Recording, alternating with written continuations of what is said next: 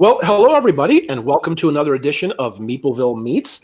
Today we have one of the most popular gaming channels in the world. That's right, because it is also on one of the most, or not one of the most, the actual most popular board game information on the internet, that is Board Game Geek, and they are the hosts of Board Game Night. So please welcome to the show. We have Lincoln and Nick. Hi, how you doing, everybody? How's everything going? Good, thank you. I really appreciate you guys joining me today. Thank you so much. I'd like to call you guys the first couple of gaming because it does seem like there really isn't another couple that is sort of out in the forefront of gaming. So it's nice to have you guys as that. The first couple of gaming. So with that being said, Nikki, if you don't mind, tell us a little bit about the story of Lincoln and Nikki. Like, how did you guys meet and how did that all come together? Good. I'm glad she's telling it. It's usually me who gets to tell it. So, oh boy, long time ago in a galaxy far, far away. In a galaxy far, far away, we met.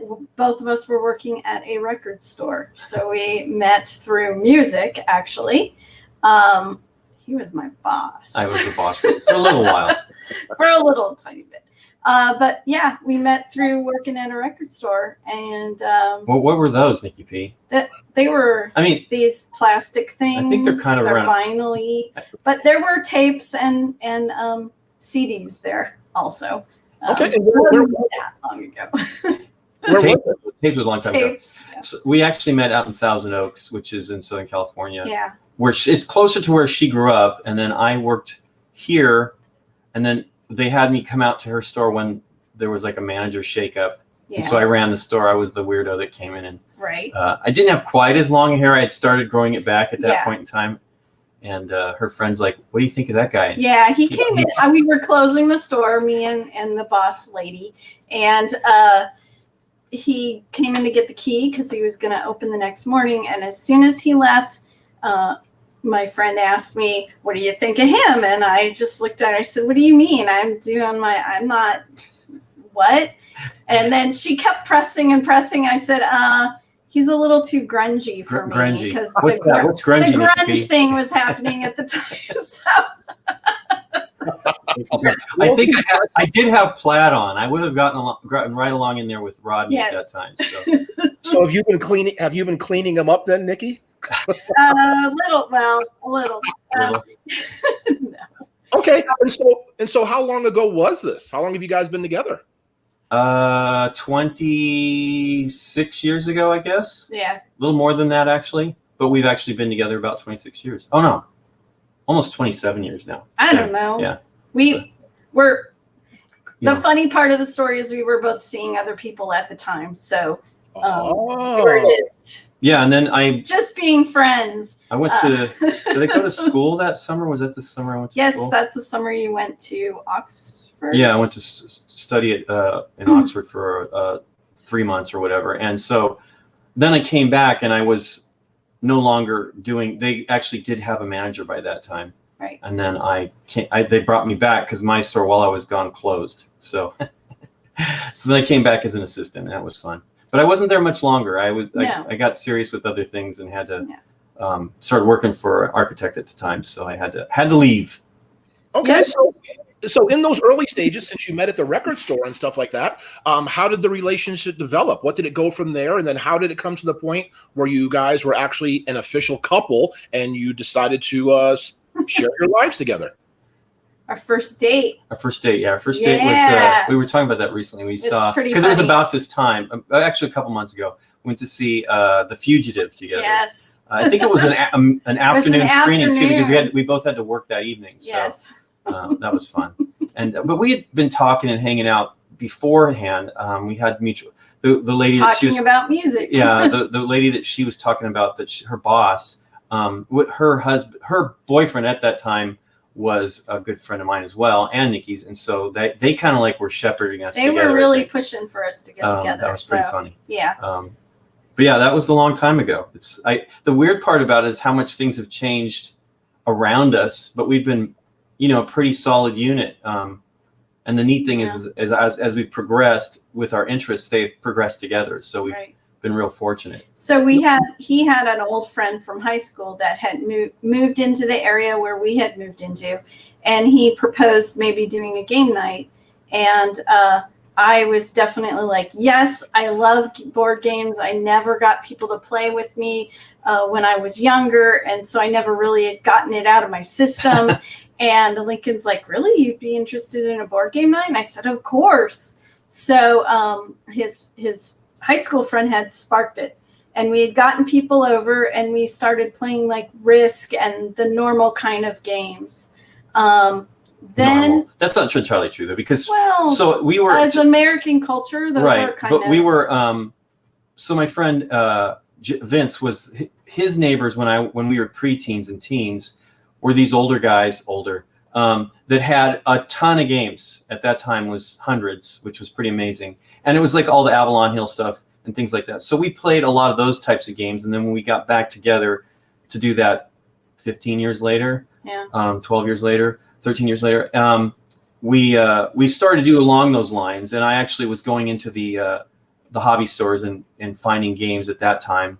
And but anyway, you were telling the transition from board games. Transition from the board games turned into, hey, we do you want to do LAN gaming? So we started having friends come over with their old computer, the big heavy monitors, and we'd have our whole house connected up for LAN games. Wire Ethernet cabling all over the place. It was pretty ridiculous. We played Quake a lot. Quake Arena. And moved on to StarCraft and Warcraft and Age of Empires, Age of Kings. We were way into the our real-time strategy stuff with the gang. It was fun. And that went for how many years?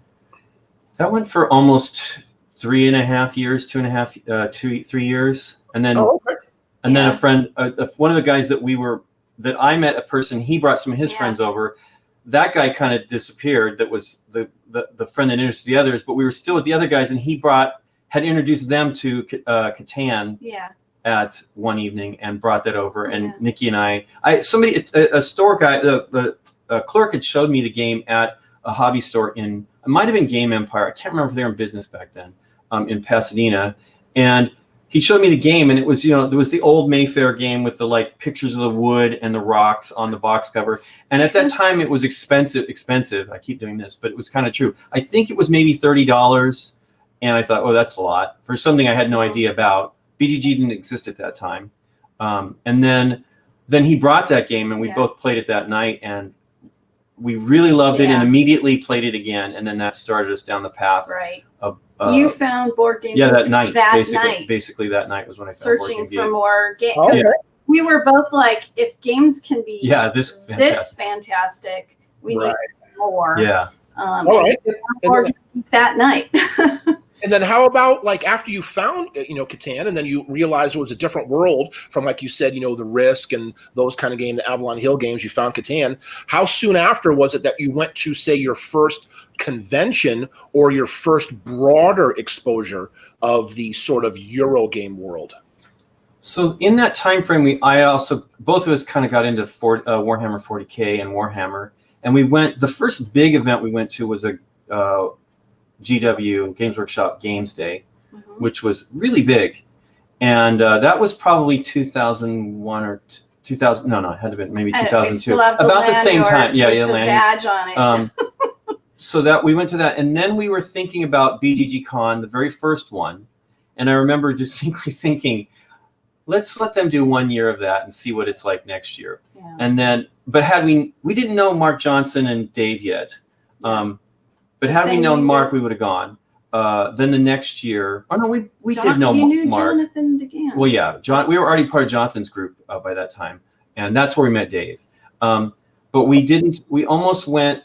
If I'd known Mark better, we probably would have tried to go. But then the next year, we met another gamer, Stephanie Bennett, and she said, "Hey, I want to." We said something about wanting to go, and she's like, "Oh, I want to go too." And so we got together to go, and then Dave got asked to do the puzzle hunt that year. He had done a puzzle hunt for the Gathering of Friends previously, and they wanted them to. Scott Alden and Dirk Solko wanted Dave to eventually run that event. So we all went together. Although I think Dave came later, and then we picked him up at the airport, and then went in. Yeah. Stephanie, you and I did a little bit of Texas the barbecue adventure. Yeah.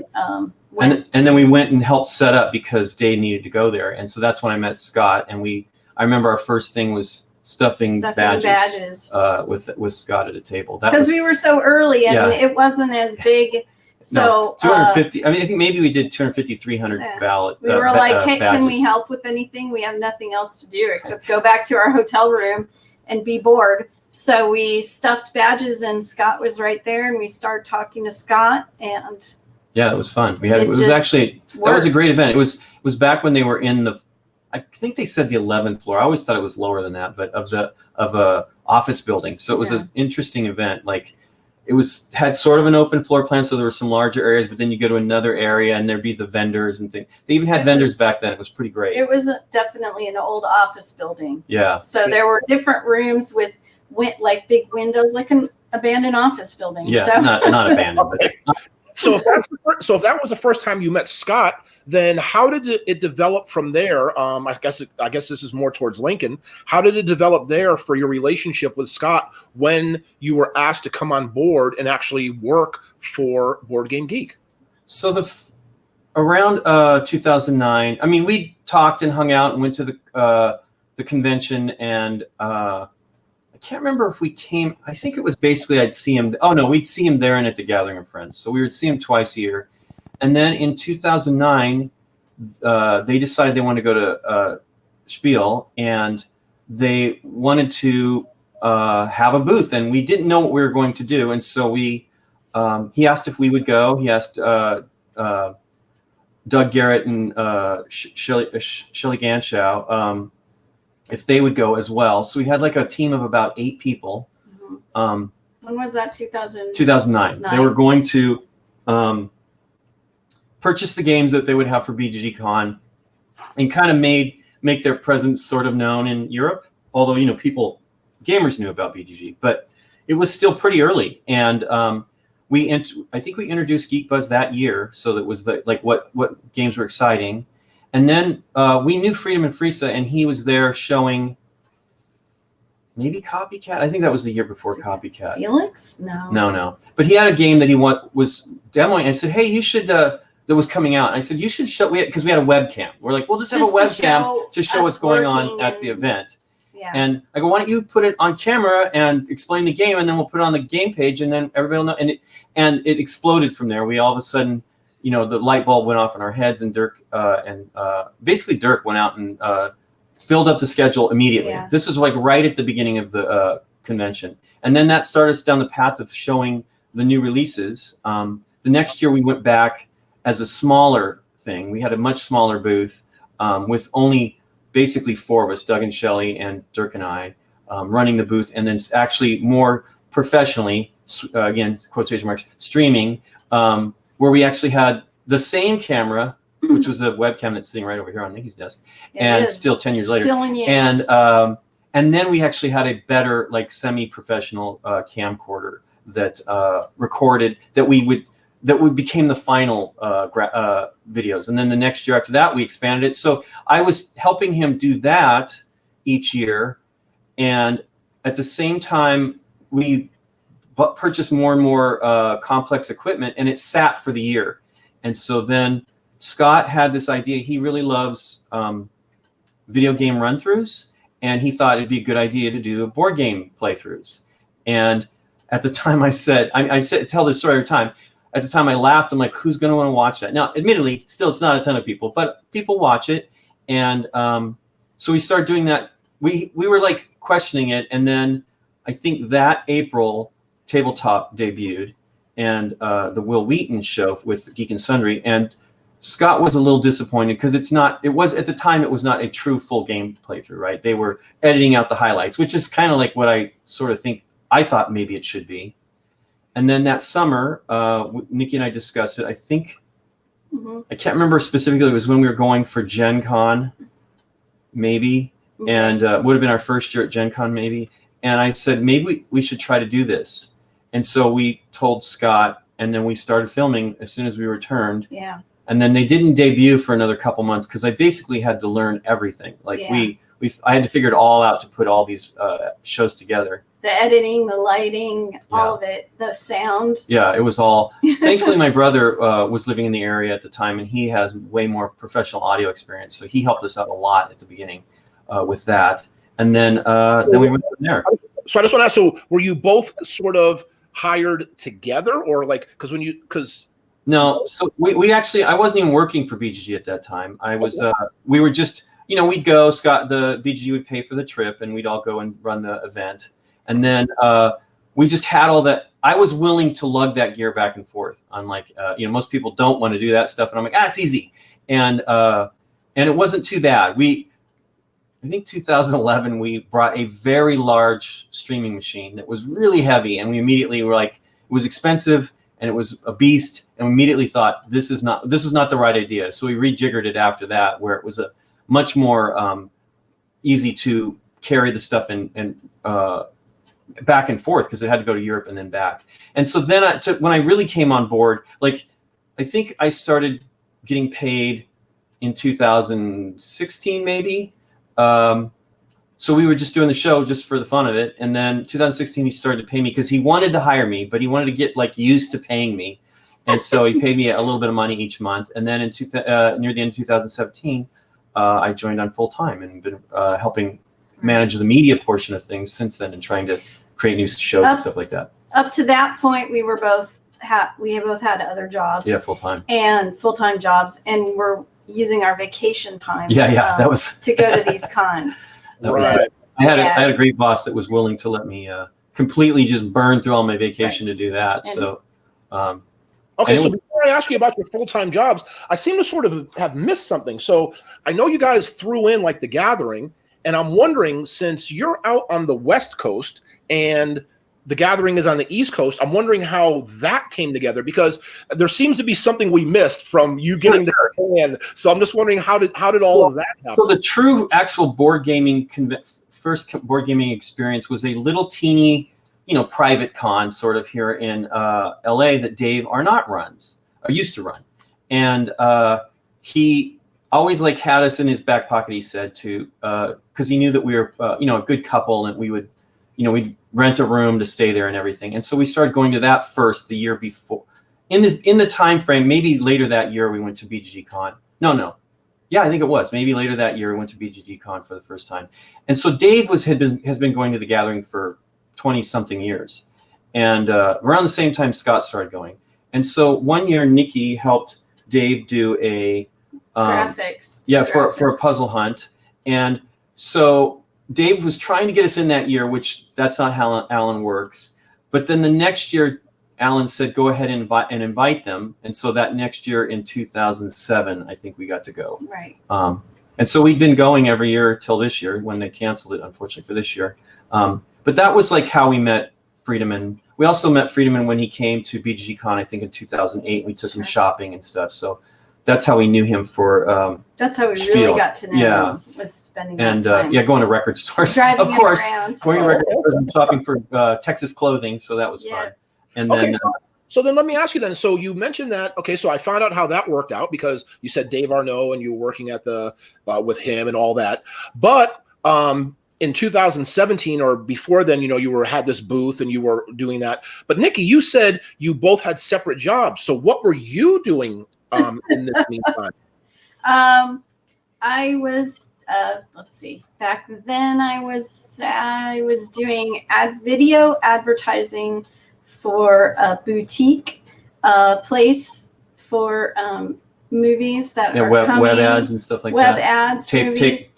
Page takeovers and things like that, right? Yeah, page takeovers. Yeah. Stuff. Movies coming to Blu-ray and DVD is what I did. So it was graphics and a little bit of video editing for advertising, specifically for the web, for movies.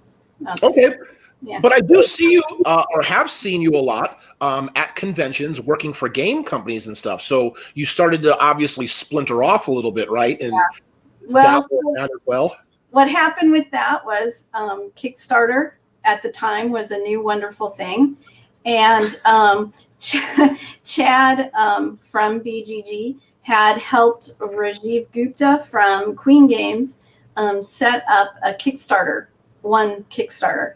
And then he asked me if I would do the video for the game in After Effects video. And I said, sure, I'll do it. So I did that for a few of the campaigns as a freelance artist. And then Rajiv from Queen wanted me to do more and more. And I said, well, you got to hire me then, because this is my on the side moonlight job. Your side hustle. Yeah, my side hustle. So we had a meeting, talked about it, and he hired me full time to work up the Kickstarter campaigns for Queen Games early on, and do the graphics for the page and do the videos for their games. So that got me into a job in the board game industry from that point on. And then he had me go to and be the con person. So from that point on, I've been working with different board game companies and doing that sort of stuff for them.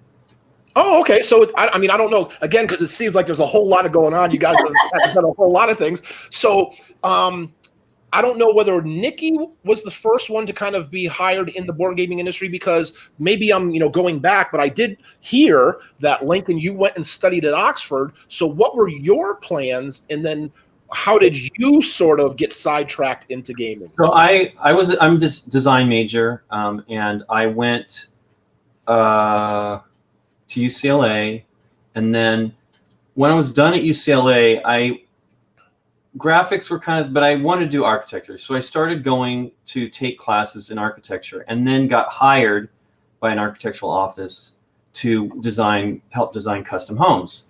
And I did that for a while, and then went to another company because they needed help with we'd had an earthquake in the mid 90s here in LA, and there was lots of city work where there were things that needed to be taken, like interim buildings and stuff like that. So I had experience at the building department, so getting projects through the building department, and so I helped with that. And the funny thing is because we were doing lots of city projects, they don't need really a lot of help with the building department, because it wasn't like a rubber stamp situation, but they were ready to go. Like, they wanted the drawings quickly. So we pushed a bunch of projects through. And then I think I actually came on to help with the Catholic Charities Project. And then I migrated from there. I went to another big healthcare organization and helped manage projects there. And then in 2017, what I ended up doing was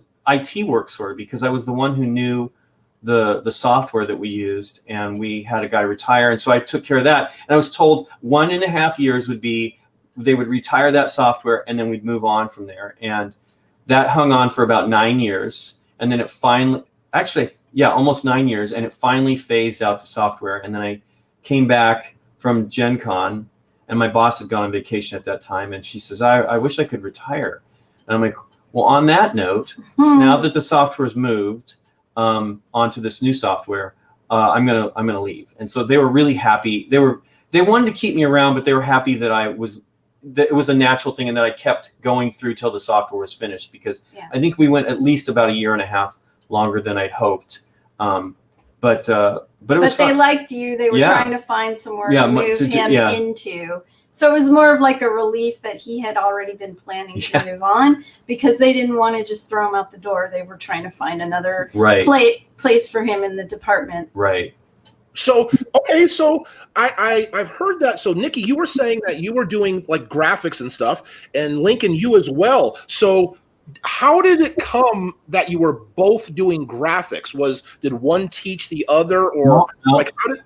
We both individually went to different. So when I met Nikki, she was at a community college. The school that she ended up going to recommended that she get some of those GE the general stuff out of the way. And then she went to Art Center. And so when we were together, she went through her entire run at Art Center College of Design, and studied to be an illustrator. And then when I was at, hilariously, my father talked to me when I was getting ready to go to UCLA, and he's like, do you want to he says, I think of you more as a creative. Do you really want to do engineering?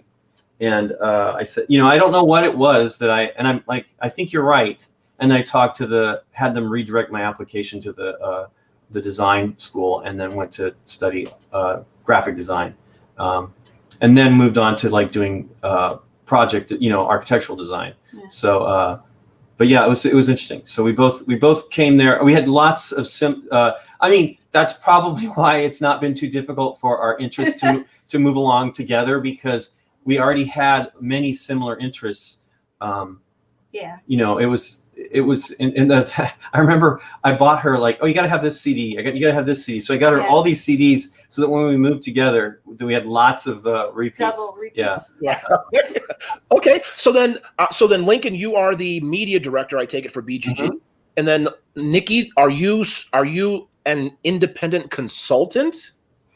How would you explain? Yeah, I mean, she definitely freelances she does most of the animation that we do on our channel stuff. Right. She'll do the intros and stuff like that. So I did the intro for game night. I did the intro for date night. I've done the intro for the Brothers the In Focus and stuff like that. So no, I understand, Nikki. But what I mean is, like, I think it was it might have been the last BGG, right, in 2019.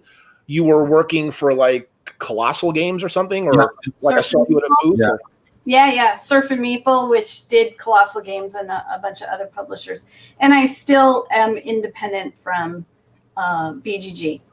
Yeah, I am now working for Hachette Board Games. Yeah, I just changed companies a few months back. So right, so that's I'm never officially a BGG person. Right. No, that's what I'm asking, Nikki. So you independently, you don't work for just that company. You said Hachette, I believe it is. So you are an independent, an independent contractor. I mean, I guess, right? That. Not now. Not now. They hired me actually 100%. Well, you congratulations. Yeah. Okay. Yeah. So they're changed. So Hachette purchased Gigamic and BlackRock last year. And so they're moving more into board games. Hachette is a very large French-based publisher that owns book publisher that owns like Little Brown and things like that. So they're moving into board games, and so she's helping people that she met through Madigo Surf and Meeple moved to Gigamic and asked if she would come along, and so that. What is your official title then, Nikki? I do so many things. I guess my official title there would be promotions and social media. Oh, okay. Yeah. They're trying to make they're actually doing more. Gigamic is doing more standard type Euros, big box Euros now, and so which is good for Nick, right? She knows that stuff, and then additionally they want to do more children's games in the U.S. So trying to get into the children's board game market in the U.S. is a whole different thing than the hobby market. So that's a learning curve for me. Right. Oh, good. So let's talk a little bit about how I would say the vast majority of the board game community knows you both as a couple, because they do see you regularly on game night. Right. So tell me a little bit about the genesis of game night. But even before we get to that, I guess, Lincoln, since I guess it's more your thing, right? Could you give me just like a little elevator pitch or a USP exactly to let viewers know what game night is? So game night is kind of came about was because we were here in Southern California. We actually have a really great gaming group, a bunch of fun people that plays in a way that Scott thought was appealing and that would be a good example of like how game nights can work. And so we started doing those quick, as quickly put together videos that really didn't have much editing, which ended up being a lot more editing than we thought, just because the way we don't take out so much out of the timeline, but we do switch between cameras a lot. So that was really the big difference. And so we literally show we teach you how to play the game, which, Dave and Aaron and Rusty are really great rules explainers. And then we do the full game play, and then we do a little discussion, light discussion. We don't really, I don't mind people not liking the game at all, but we've never put anything out where none of us liked it, because the reality is the deck is stacked and Nikki's in my favor that we're going to appreciate the game because we're picking the games. Scott, Nikki, and I are really the major selectors of the games that we're going to do on the show. Scott knows our taste very, very well, so he always has really good recommendations, and then there's other things that Nikki and I are that we really love too, that we want to get on the show, because we're just excited, like everybody else, to show the new games that we think that, not even necessarily new games. That's one of the things. We definitely will play older games, and sometimes frustratingly so, because we'll pick something that's hard to get, which is frustrating. We hope that maybe a publisher will pick them up, but yeah, it's really just the three of us that do the most of the selection of the games. And it's not a review. Yeah. It's one thing that we like to point out. It's decide for yourself. Yeah. Well, you're going to know you can pretty much, when we discuss it at the end of the game, you could pretty much tell how a person feels about the game through, you've seen us play the whole game on videos. So but it's good. I mean, it's the discussion. Well, actually, so all of that is related to we used to play with our friend Jonathan Deegan. We, at the end of the night, Mark Johnson, Dave, and I would leave, or Nikki too sometimes. She'd go to the game nights, but sometimes she wouldn't. And when she wouldn't, mostly we would stand out by the cars for another hour talking about the games we played. And so that discussion kind of came from that. And, it's mostly just a little high level thing of what happened during the game and what we thought, the games that we played and what we thought about them a little bit. And that was cool. And that's where that basically portion of the show came together, because, and Mark Johnson's always said that that's his favorite part of the show, because it's exactly the thing that we would do. Talking about the mechanics of the game and stuff like that. Yeah.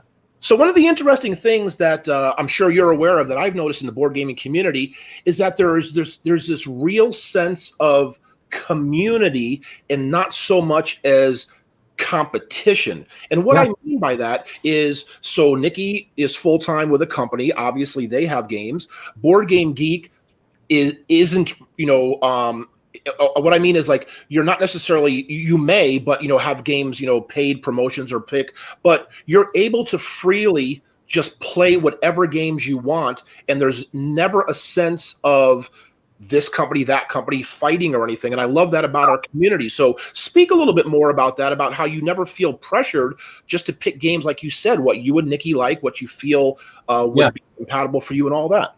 Well, the main goal of the show, I probably should have said, was that we really want to promote the hobby. We're really out there trying to help all the publishers. I mean, we don't get a lot. We're getting more submissions than we used to get. But because people didn't know how to get a hold of us, and now once I became full-time at BGG, I think my email address might have been on there, or soon after I was talking about it, and it's not hard to figure out what my email address is. And so we get some requests to look at stuff, and sometimes we do them. It's just hard, because the number one thing is I do want to. Not everything works on the show. Some things where your head's down in the game too much is maybe it's good to watch, I don't know, but I don't feel it's entertaining. It definitely shows you the game, and we've had those. Particularly, one of the things we do on the show is we don't play the game in advance. Sometimes one of the players might. Sometimes it's a little different nowadays, but originally, most of the games we had never played, and so we'd start have somebody that learned it, and then they would teach it, and then we'd all play it. So for me, that's much more lively. You have questions that are being asked that that the audience is having at the same time, and organic. Yeah, for real. Absolutely. Yeah. It all plays out more naturally. When we actually have had to reshoot games, it has become heads down, because we know the game now. So there's no discussion about how to play it, and some people are frustrated by that. That we're interrupting the rules explainer. But part of that is it's like, as I direct the show, so I'm thinking about, like, because Dave and Aaron especially, and Rusty for sure, they're really great about how laying out the rule book. And then I get worked up about some things, like I feel that aren't getting mentioned, which will come later if I just be quiet. But generally that's the one thing. But we have a really, really excellent rules teach, and then a pretty good playthrough. Like, we certainly will be. People are like, oh, you made this mistake here and here and here. I'm like, well, we said we'd try to teach you the game correctly. I never guaranteed we'd actually play the game correctly, because everybody makes mistakes when playing games. But yeah, we really like to promote the hobby. We actually once I went full time, we started to. It's a bummer too. We started to reach out to the community in the area to start being involved in the show, and it was great. We had a bunch of great people on, and then we had the holidays, and then the rush of conventions I had at the very beginning of the year, and then lockdown. And so none of those people have been able to come by. We've had some folks on our live streams and stuff like that, but it was really kind of a sad deal because I was very excited. We met some really great people. We have a great convention here, a nice board game convention for playing called Strategicon, and we never get to go. Like we're always, it's the worst time of the year. You know, it's either busy time, like I just had a convention or something's coming up, and so I couldn't afford the time, and so we actually started going. I think you had to work that one too. So Nikki was actually at that convention for Surf and Meeple, and I went and met up, specifically set up to meet people, and it was great. And it's really a drag that we can't. Hopefully, we can get back. I know, right? Yeah, hopefully we can get out of this lockdown. So when it comes to game night, then, and you were saying about how you like this, you like that, the rules, instruction, the ask question, all that kind of stuff. If you could, I'm going to try to nail you down to give me maybe 3 things that you have discovered from the evolution of the show that you think are imperative to make sure you have in your show that the audience wants. Like, what do you think people really like about the show and what they need and want? Well, I think not that it's something I can force, but I think the interaction, people. So we had Robert Gifford from Geek Chic board game tables. We were talking to him around. We went up to KublaCon with Scott and Michelle, and we talked with him and talked about doing the show, and he said that it's the personalities that are the number one thing, that people really like seeing the personalities, and then the other parts are cool too. That's important. But we also I think our main thing is we want to show people that it's easy to have the group that you want. You just have to work for it a little bit. You have to meet people, and we're just open folks. We don't have a real problem with new people coming in. We've had many people come on the show completely blind. We've never even met them, and it's turned out to be really great. Lots of great people. So that's really important as well. I like people to see that it can be fun and not too, because some people are very, and that's just the nature of some players. They're very analysis, and we can get that way too. Don't get me wrong. Everybody can get too wrapped up in the game, but we try to make it light, and because we're goofballs, and that's what we're having a great time. The jokiness and all that, and the stupid jokes that we keep saying eternally. Believe me, when we don't say them, people I was waiting for it. I'm like, I'm sorry I let you down, because we have I'm going to go, and then we always say to Paris, France. Is this old Steve Martin joke forever, and Dave and I both know it, and so we perpetually do that one. But when we don't, they're disappointed. So it's funny. I'm sorry, go ahead, Nikki. One other last thing I would say is that just to have it look as clear as possible so you can actually see what's going on it's hard. We can't afford the time and effort to really improve the graphics because it's a lot to edit those shows. We have 4 cameras now filming simultaneously, and to switch between all those and stuff is a little harder than you would. The work is a little bit more involved. It's not a quick edit. Right. But we try to make it so you can punch in and see the cards as best, or the game board as best you can, and stuff like that. And that's sort of important. Yeah, because one of the things I'm just really wondering is, are you familiar with David Blaine, the magician? Absolutely. Mm-hmm. Okay, so when he used to have his shows, or when he first came out, because I did magic for years. Oh, wow. One of the things that I noticed as an entertainer, that why I thought it was so successful, is because the shows that he did in the early stages, the first few, focused more on the reactions of the people. So that's what I was wondering about you, and maybe some of the decisions you have made for game night. Because do you focus, as you said, more maybe on the people, the personalities? Is it more focused on the game and the instructions? Do you make a clear decision on the sort of feel and look of the show? You know what I mean? Well, we definitely lean towards you see the people. There are some people in the comments, wanting to see the table more. We do have 2 editors now that I still edit and Derek edits, and we're slightly different. Derek will favor the table more than I will, but that's fine. I don't really mind. But I know that we did one episode that was the beginning of season 3 that was puppets. So we shot the entire episode with people, and then we had a friend make puppets for each of us that was supposed to be a puppet for each one of us. And then we puppeted the whole show. We performed it with puppets. And people were disappointed they couldn't see our reactions. Now, people love the episode. It's pretty hilarious because it's terrible. I mean, it's not terrible, but Dave is a performer. He's an actor, and he wants to perform accurately. And I'm like, it's going to be funnier if we don't match perfectly when we do our mouths and stuff like so.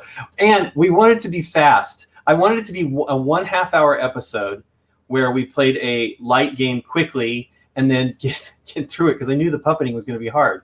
And we ended up, it was more than an hour, maybe an hour and 15 or 20. I don't know. It was terrible. The game was great, but it was hilarious to see a struggle trying to get. I had Harry Potter and Kobe Bryant, and they were, for some reason, I could not get them. And then Aaron had John Lennon that was really great. And then Nikki had Ozzy Osbourne that was really great. And Dave had the Grand Canyon. So we all had sand. It was, I'm mostly sand and I'm not a beach. Yeah. So I think that was desert though. That was later. Desert, so I think that was the immediate one after Grand Canyon, something like that. I can't remember, but it was pretty funny that he, that was desert. That was that. But so we got the feedback on that, and there were people that wanted to see our facial expressions. So what that told us was that people are tuning in for the personalities as well as just learning how to play the game. So definitely Lincoln, and it's a way of showing that gaming can be fun and you can have fun, nice people, and it's not all about getting you and we definitely kicking your butt for no reason, Nikki, going after the person. She's definitely not a take that person. I don't like it that much either, but that's one thing. That's an interesting point, Nikki, that you brought up, because if the responses and the comments you've gotten are people like to see the reactions and all that kind of stuff, has in your analysis, because I'm sure you have to look at analytics, you have to figure out what people are liking and stuff. Do you ever come to a decision that since you and Lincoln are there, right? You're the host of the show. You're always the 2 of the maybe 3, 4, 5, whatever the number may be. But has there ever come a point where maybe one other person has gotten more ratings, more viewings, people like more, that has become, you think might become a third to you two? Everybody. Well, I mean, we definitely have lots of folks that people. I mean, we have had Deborah Ann Wall on the show a bunch of times over the last year and a half, and she, she's an actress, and she actually comes to it organically. She found our show on YouTube, and then a friend of ours that's on the show met her, and she recognized him and couldn't remember from where, and then realized it was game night, and then he's like, "Well, you should come on the show." And so people like seeing Deborah, of course. She's really great and a super sweet person. But people, when Aaron was part of the original 4, and he moved away to Portland to focus on a novel. And he came back at the beginning of the year. I can't remember if it was the beginning of the year, just around the beginning of the year, he told me he was coming back. And so we're really excited because Aaron is great. He likes heavier games. So it's good to have him on the show because he favors those. And so some of the audience really love having Aaron around because we'll do those heavier games. And again, he's another fantastic rules explainer. And then some people really love Dave because Dave is truly he can read the rules, digest them, and then teach the game without not every game, but a lot of games, and then can teach the game perfectly without having played it. Aaron is good at that as well, but he would prefer to play the game a little bit. We've had a couple real scary ones that we've done like very quickly that had a lot of implication. And he told me after the fact he was really nervous. I'm like, wow, well, you did fantastic. But yeah, everybody there's Rusty has fans. Yeah. Rusty gets into it really great. We did Jaws last year, and he has an uncanny resemblance to Richard Dreyfuss. Very uncanny. And so he had never seen Jaws before, and he watched it the day before, and he was Dreyfuss the entire, he was Hooper the entire episode. It was great. Yes, I noticed that about that guy too when I walked the show. I was like, yes, he does look Just like Richard Dreyfuss. Yes. But okay, so we've talked about the personalities a little bit and the people. And yeah, you're going to have different people like different, because everybody, is attracted to certain people, certain ways for different reasons.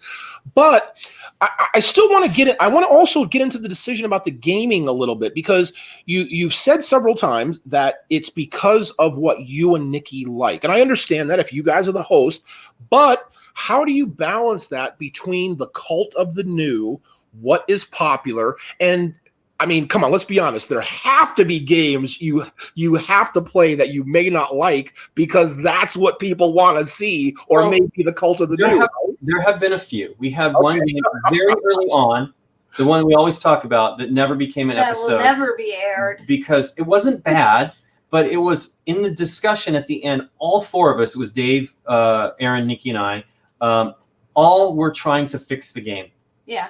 And it actually was an interesting game that had different rule sets for different ages. And we thought, when we read the kids game version of it, we thought, wow, this is the good version. And so that one never made it out. And then the one that we always talk about, that we always till recently realized isn't going to happen. We shot Kingdom Builder and we loved it, but it was it was just during a time where there was a rush of games. We had just started. I think it was either the first night or the second night that we filmed, and we played that game.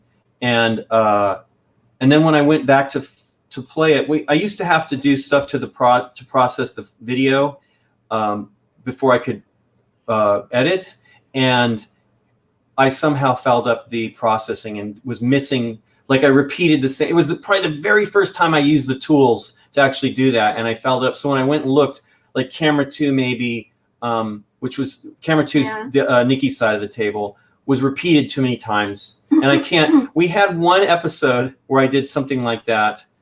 Actually, I don't think that's what happened. I think on that episode somehow something got corrupted, so nobody said anything on the episode. I don't remember what game it was. But we did it exactly the opposite. So usually it starts off, I say, hey, Dave, and then Dave's on the other side. He says, yes, Lincoln. I go, will you teach us? Well, we did it the opposite. So when it was me saying, hey, Dave, I think it's what I had.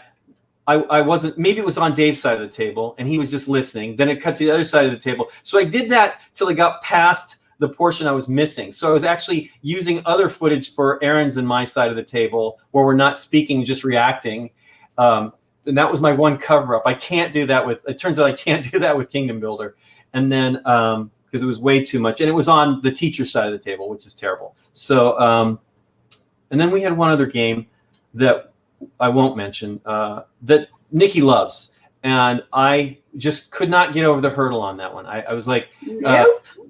Scott and Nikki really liked the game and wanted us to do it. And we get to the end of the game, and I'm like, what do you think, Nikki? And I think she said like 2 sentences, and then I immediately took over, and I piled on it. Was like, and then at the very end, I'm like, I stopped for a second. I said, does anybody have anything to say? And they basically didn't. So I took all the oxygen out of the room. And yes, you did. And then he stopped camera, and I said, well, that'll never air. Yeah. So then let me ask you then, so let me I just want to understand one thing. So Lincoln, is it ultimately your final decision whether a show gets aired or not, or whether a game is played? Generally, though, so with the COVID times, because of we shoot a lot of episodes, right? And I had been planning, because this year was, as I said many times, was a big travel year. I was going to be promoting products that we have for media for BGG this year a lot, and that all abruptly stopped in March. So I had already been pre-planning, and then I had a few episodes. We still have a couple more that will go out, but I had a few episodes that just kind of got pushed over by time, right? Like other games that seem more important. And other thing that happens is sometimes the games just become unavailable by the time we're not. So you mentioned Cult of the New. We do feature some games that are new, but that's not a priority, because part of the issue, we have done some games that are brand new, and questions being answered is sometimes difficult. Like there's no FAQs yet. Right. And so thankfully we have access to lots of publishers and designers, so we can sometimes get those answers. And we've had some episodes that were fouled up slightly because didn't get an answer till later that day, let's say after we filmed it, like I messaged them and then they got to us later. And so we'd make a note. We'll just, if we know about it in advance, we'll put a note on the screen. And we still occasionally, Nikki and I are definitely not as great rule teachers. We've been doing game night, date night for a few months now. And it's harder for us. I mean, it definitely, we're not built to perform like that. Aaron, I don't know if Aaron did any performing, but he's very good. He's a writer. So there's where I think his skills, like he can really put together sentences in his head quickly. I'm okay. He's better than I am, I think. I'm too tangential. I get excited and then go off on something else and don't get to the point of what I'm trying to tell you. And it's rough. It's not good for rules teachers. Right. Yeah, because one of the reasons I was wondering about your decision about the gameplay, because have you ever thought, or what is the thought process? And I'm just going to go ahead and relate you to, say, Tabletop with Will Wheaton, where the games they chose, in my opinion, I believe, were the more leaning on the side of mainstream, right? Sure. The accessible, wider appeal. What are your decisions in that aspect about the games that are chosen for game night? If you're trying to bring more people into the hobby and maybe appeal to more of that side, the games that are more on the side of mainstream, or not? No, go for it. I just wanted to say that there's a few criteria we go through. One of them is that we need to like the game. We don't ever want to speak negatively about any game. So if the end discussion turns into all negative, then chances are we won't air. That doesn't happen very often. Most of the time it doesn't happen, but there's, like Lincoln said, there are a few. The other thing that we always want to make sure, for the most part, is that people can get the game. Yeah. So that's definitely a choice. For most of them, we do some older episodes. Yeah. Older games that's definitely a consideration, is whether the game is gettable or not.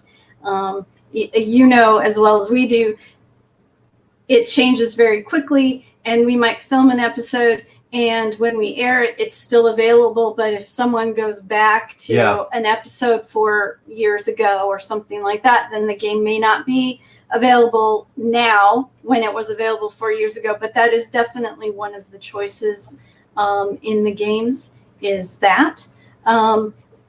I don't think we really go for games that are really harsh. Well, no, we don't definitely take that as not a big thing, and we don't.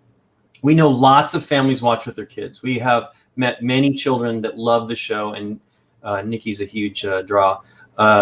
We had a family that we met that she's dyeing her hair blue and everything. But the other thing we also kind of try to avoid, we'll do them occasionally, is like what we call convention games that you're going to spend the day playing, or 4 or 5 hours, because initially I didn't want an episode to be more than an hour and a half. And 2 hours was pushing it if we ever did them. And so we had one episode in the first season where we did Suburbia, and Aaron and Dave knew that game very well. And I basically steamrolled it, where I just cut out all the air, which I really don't want to do. And it became just turn.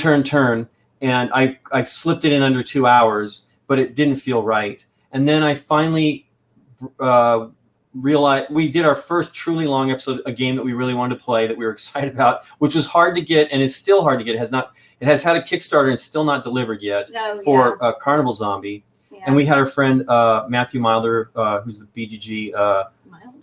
Milder. Oh, sorry, but Matthew Monin. Wow, we say Matthew Milder too much. He's one of we've been doing a lot of live streaming, and Matthew Milder's been one of our audience members a lot. We had Matthew Monin in, and he was going to teach the game. Everybody jokes he's the best expansion for any game. He is. He really is great. And so we had him in town, and we did it, and it was long. It took me. I was still working full time for my previous job, and it took me probably close to 2 weeks of editing in the evening to get it done. And but it was true length, and it was about, other than breaks, because it went so long, we actually took a break to get something to drink and things like that. But it ended up everybody was excited that we had done a 3 hour. We broke the 3 hour threshold. And then I think the next gigantic one we did was This War of Mine, which we really loved. It was great. Yes. But generally we don't do that is a downer game. But it is, but boy, oh boy, was that a fantastic episode. Right, but here's the thing. Like I'm just wondering, like, how the balance, or do you make sure there is a balance? For example, you just said you get a lot of families, who love Nikki, a lot of children and all this kind of stuff. So how does the decision come to you then where you're like, okay, we're going to play this War of Mine, because you have to know those fans of Nikki aren't going to like that episode, right? Maybe. I mean, it's a story game, right? We do think about that. I mean, some games are dry. I mean, that's one reason I'm not a huge fan of dry games for the show. We actually like a lot of the games Aaron likes. We love playing games with him, but they're just not good for the show, in our opinion, for what the show is. I don't want it to be too quiet. For whatever reason, editing those is, I mean, that's the thing, is editing it gets exponentially more difficult the longer the game gets anyway. I think one of the decisions is also people do ask for the longer games. And we as gamers like the longer games. So we don't want to just completely throw out the long games because we're trying to appeal to a broader audience. So we want to put in a longer game every once in a while to be like, sometimes we do more than I would think. And this is what a long game should be like for your game group. No, absolutely, because you're right, Nikki. I mean, there's a wide range of people, right, in the gaming industry, so you have to make sure you have a little bit for everybody. We're getting real close to the end. So real quick, Lincoln, if you don't mind, because I wanted this to be about, the game night mostly, because that's for you two as a couple. That's what people know you about. But if you don't mind, in just a couple minutes, because we don't have a whole lot of time, since you are the media director for BGG, and you did say that you've been really busy with a lot of the new media stuff, if you could just tell the audience, what can BGG fans or people who go to BGG look for with the new and upcoming media? Because I was very fortunate. Scott Aldi came on. I do a Thursday night get-together thing where we have people come on, and he came on, show us the preview of the new BGG. So just tell us a little bit, Lincoln, what can people expect from BGG media, since that is what you're responsible for? Well, one thing, as you've noticed, as you saw with the new front page beta that's live now. If you want to do that, you can just turn it on in your profile, and you can actually access the new front page. We will have more community content on the front page. As a matter of fact, I think you'll be having some things that we'll have on there, and more like that, because we want to have. Again, it will be a little bit more curated. There's going to still be many community elements on the front page. And we will be trying, we have our In Focus videos that Nikki mentioned that she'd done the intro for, that are little teeny bite-sized videos for publishers. That's the only paid thing right now that we're doing, where it's a little thing that gets it on the front page so people can learn about either a brand new game or a game that they feel needs a little bit more attention. So those will be more visible. The content that we have with our show, with Chaz's shows, he has the top 10, and Who's Playing What Now, I think is what it is. And then Rodney's How to Plays, Watch It Plays. And what? Are you going to talk about that? Which one? How to Plays? Ones. Oh, yeah, we have new How to Plays that we're doing. So we work with the Brothers Murph on the In Focus. We're trying to do even more brief, actually, How to Plays, although some of the In Focus videos are pretty close. And then we do have a fun. We've actually opened up In Focus to more things. We just did one for an app that is coming out at the end of this month in October that the Brothers Murph did a really fun. It's a video game, right? Implementation of a board game, and so you can't normally do. Anybody that's watching knows exactly what it is. But you can't normally do a really great video because you can't do any beautiful camera tricks. So they did a little skit at the beginning, which is really funny. And so that type of thing more so. We also have Candace that's working on some shows. Candace Harris, who we hired she came with us to our retreat. She's one of the people I met last year when I was making the big push trying to meet people in the community. And I love her. And she's like the perfect complement to Eric Martin, where he's a little bit more light to mid games. And then Candace is the whole spectrum, but she really more medium to heavy. And so she's the perfect complement to him. So she's already been writing articles, and we have some videos that she's going to be developing. And then again, more community type things. We're going to try to get more. Here's the thing. I think that with especially streaming, it's really a small pool. And the only way that we maybe will grow this all is to have more community involvement all the way around.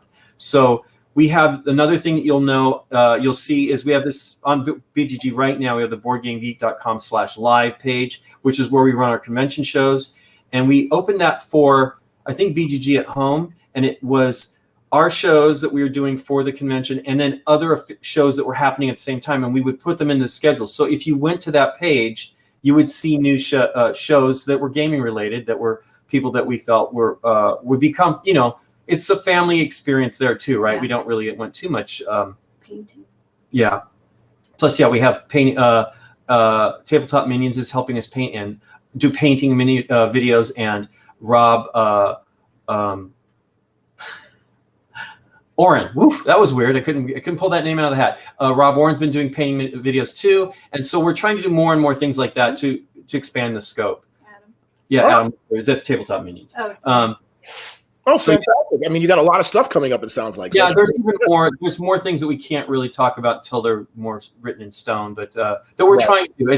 There was absolutely another show that was going to be debuting in the middle of the summer that is completely on hold right now. Unfortunately. Yeah, because we can't shoot in person easily enough for what we need to do for that. So, and that may or may not happen because, things have to, something needs to move forward, and I don't know that we can wait around for time for our times to change with the virus. Exactly. Well, that's good. There's a lot of good stuff looking forward to with BGG as far as the media content comes.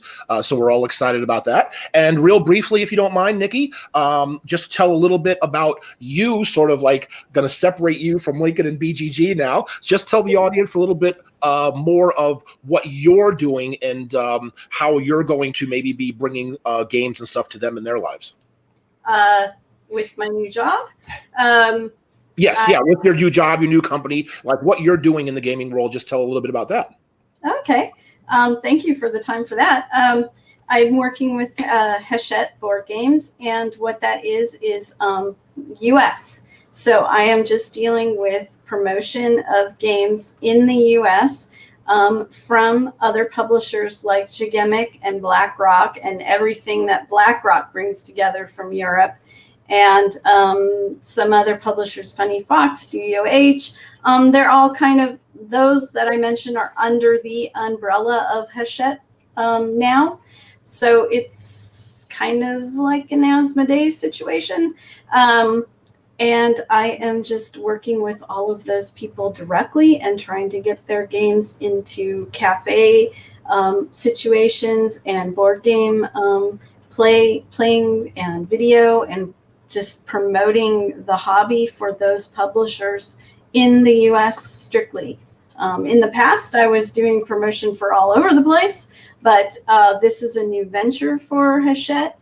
And as Europeans have a very hard time getting into the U.S. market. So that's what I'm doing. All right. Well, very good. Well, thank you so much. It was such a pleasure having both of you on the show today. It was nice to get to know a little bit more about you two behind the scenes, how you met and all that kind of stuff. And thanks again for bringing such a wonderful content of Board Game Night. As you said, it covers a broad spectrum of families up to hardcore gamers, and is just a really, really great show.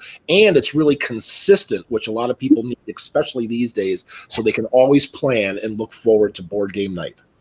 Thank you very much. Yes, thank you guys, and we'll talk to you soon. I'll be right back with you. Yeah, take care, Sam. So there you go, folks. Thank you so much for joining us for another episode of Meepleville Meets. As you saw, we had the first couple of gaming, Lincoln and Nikki, who bring us Board Game Night on the BGG channel. And I'll go ahead and put that up here one more time for you to look at. So go ahead to youtube.com/BoardGameGeek to get all things, all the time, of all board games, wherever you want to see it and wherever you can get it. Hopefully we'll see you again soon. Take care. Bye.